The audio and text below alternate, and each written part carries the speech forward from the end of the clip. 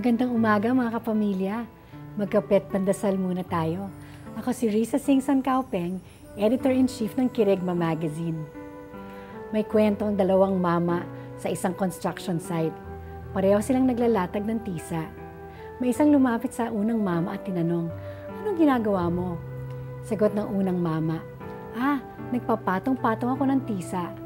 Sunod, nilapitan ng tao ang pangalawang manggagawa na tila masayang ginagawa ang kanyang trabaho. "Ano naman po ang ginagawa ninyo?"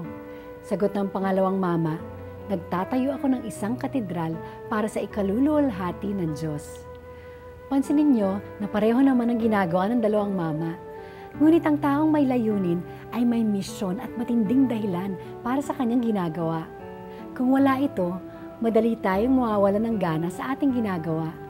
Ngunit kapag alam mo ang iyong layunin, maaaring ang pinakamababang trabaho ang ginagawa mo, pero ikaw ay magiging masaya.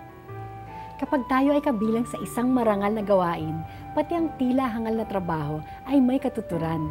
Kaya't anuman ang ating ginagawa, ialay natin ito sa Panginoon at tiyak may galak at layunin ang ating buhay. Manalangin tayo. Jesus, ibig kitang paglingkuran. Buksan niyo ang aking mga mata sa mga pagkakataong maaari akong magsilbi sa inyo. Amen.